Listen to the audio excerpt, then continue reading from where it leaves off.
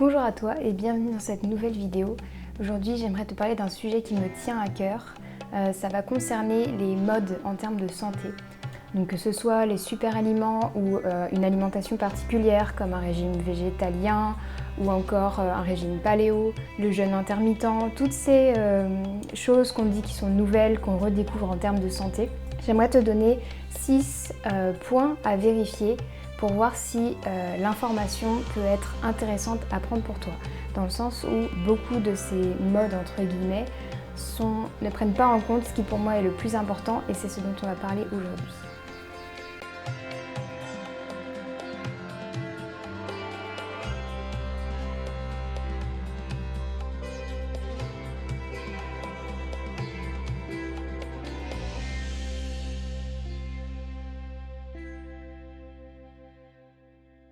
Donc le premier point qui est important quand on veut vérifier une information, ça va être de savoir est-ce que cette recommandation en termes de santé, elle prend en compte les tempéraments ou les constitutions.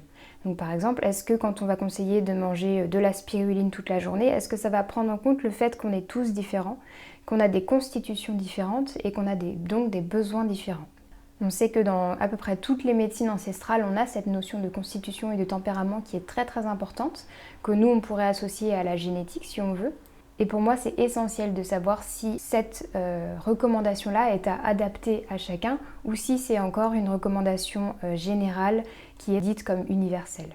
Deuxième point, c'est est-ce que cette recommandation, elle prend en compte les 3 composantes de l'être, c'est-à-dire est-ce que quand on va appliquer ce nouveau régime ou cette nouvelle habitude alimentaire ou cette nouvelle habitude de vie, on va prendre en compte le corps, on va prendre en compte l'âme et on va prendre en compte l'esprit. Si on vous propose un nouveau mode de vie qui ne prend pas en compte ces 3 composantes-là, il y a de quoi avoir des petits doutes, selon moi, puisque on ne prend en compte qu'un aspect de l'individu.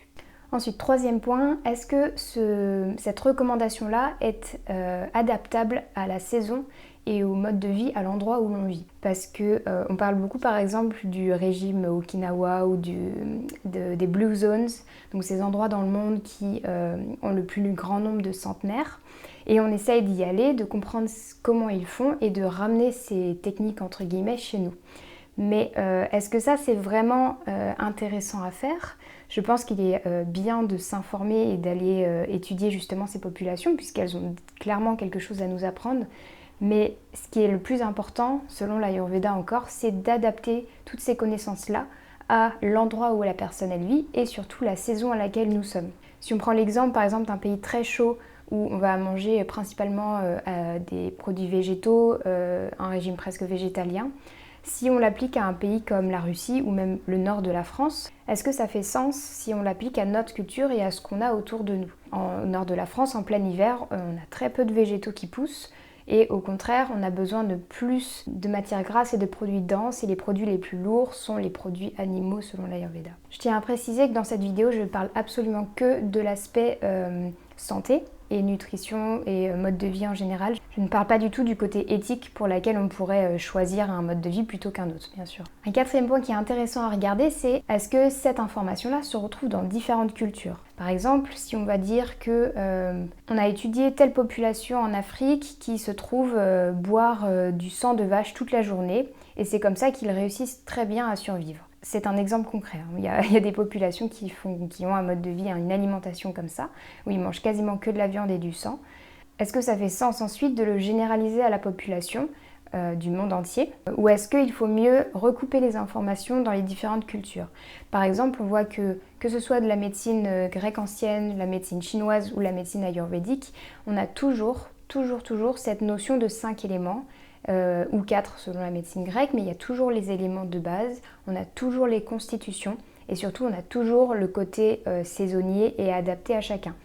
Quand je trouve qu'une information ou qu'un mode de vie est reconnu par plusieurs médecines ou par plusieurs cultures différentes, c'est encore pour moi un gage entre guillemets de validité de ce mode de vie-là.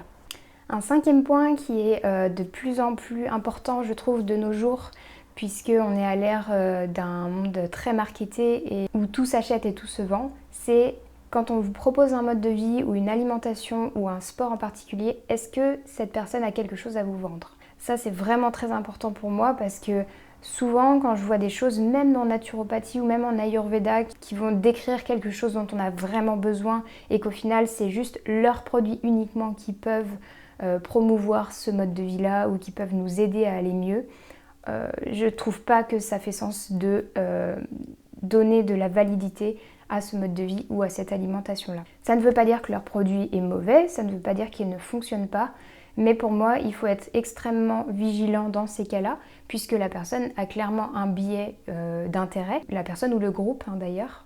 Et auquel cas, pour ta santé à toi, ce qui compte, c'est que cette chose-là soit inclue dans une globalité et qu'elle fonctionne pour toi. Donc, quand on me dit que ce produit fonctionne, et encore plus quand on dit qu'il fonctionne pour tout le monde et que tout le monde a réussi à se soigner avec, en général j'ai des petits doutes et je vais faire plus de recherches pour comprendre le fond de cette information qui m'est partagée. Et enfin, dernier point qui est très important pour moi pour le coup, c'est est-ce que cette information se base sur des connaissances ancestrales ? Alors là, on pourrait dire oui, mais ils ne savaient pas tout, on découvre des choses au fur et à mesure du temps, ce qui est vrai. Mais l'Ayurveda ou la médecine chinoise ont été conçues, ont été transmises pour être applicables à toutes les populations à n'importe quel moment. Maintenant, c'est sûr qu'il faut les adapter à notre civilisation actuelle, à nos habitudes, mais les principes de base restent les mêmes.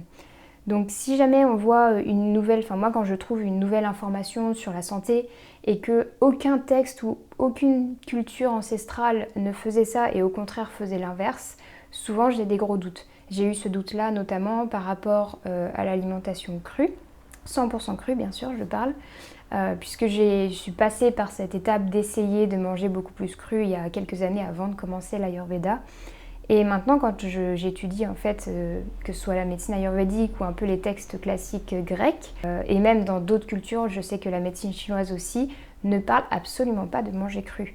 C'est même plutôt l'inverse. La plupart du temps, on conseille de manger vraiment, si ce n'est à 100% cuit, en grande partie cuit, quel que soit l'endroit où on se trouve sur Terre. Et ça encore, ça valide plusieurs choses. Ça valide le fait qu'on prend en compte la constitution de la personne, on prend en compte la saison et on prend en compte l'environnement de la personne et donc le fait que ça a été dit depuis longtemps entre guillemets. Et j'aime beaucoup cette citation de Isaac Newton que m'a transmise mon professeur notamment d'astrologie qui disait que il est toujours plus intéressant selon lui de lire les textes anciens et de s'intéresser à des connaissances ancestrales puisque selon Isaac Newton, le passé est plus près du commencement. Et moi, c'est quelque chose qui fait de plus en plus sens au fur et à mesure que j'étudie l'Ayurveda et les autres sciences ancestrales. C'est vraiment pour moi, ça se valide jour après jour au fur et à mesure que j'étudie ces sciences-là. Voilà, donc c'était les 6 points qui sont à vérifier ou à regarder si jamais vous lisez dans un magazine un nouvel article sur comment perdre du poids en 2 semaines ou un tel aliment qui se trouve être d'un coup un super aliment. J'aime beaucoup quand je suis aux États-Unis voir des articles dans des journaux qui disent on vient de découvrir que le gingembre a telle et telle qualité, alors que l'Ayurveda le dit depuis des milliers d'années. Et du coup, moi ça me permet de savoir que oui, il y a des choses qui sont valides, mais ça me fait toujours sourire de voir qu'on a tendance à vouloir toujours tout remettre au goût du jour en disant on vient tout juste de découvrir ceci, alors qu'en réalité pas du tout. C'est quelque chose qu'on connaît depuis déjà très longtemps. Voilà, j'espère que cette vidéo t'aidera à y voir plus clair dans tout ça. C'est vraiment un sujet qui me tient beaucoup à cœur pour faire attention à ce qu'on lit, faire attention à ce qu'on nous dit, puisqu'on nous dit de plus en plus tout et n'importe quoi, et particulièrement dans les médias publics, dans les médias, les grands médias en fait si on veut, mais aussi sur les réseaux sociaux, puisque c'est très facile maintenant de partager l'information, et c'est une bonne chose, puisque beaucoup plus de personnes peuvent parler, peuvent exprimer leurs connaissances et aussi leurs opinions. Mais ça peut avoir le côté un peu négatif qui est que nous, notre travail maintenant, c'est de faire un filtre en fait de toutes ces informations qui nous viennent. Le problème n'est plus l'information maintenant, c'est comment on la traite. Et pour ça, il est vraiment important d'être vigilant. Et c'est pour ça que j'espère que ces 6 points t'auront aidé à faire la part des choses en ce qui est bon pour toi et ce qui n'est que du marketing ou ce qui n'est pas fondé. Je te remercie beaucoup d'avoir regardé cette vidéo et n'oublie pas de t'abonner si tu aimes mon contenu et que tu veux en voir d'autres. Ça me soutient énormément et ça me permet d'étendre un peu la chaîne. Et bien sûr, tu peux aimer cette vidéo si tu l'as aimée, laisser un commentaire pour interagir avec moi. Et on se retrouve sur les réseaux sociaux et d'ici là, je te dis à bientôt pour une prochaine vidéo.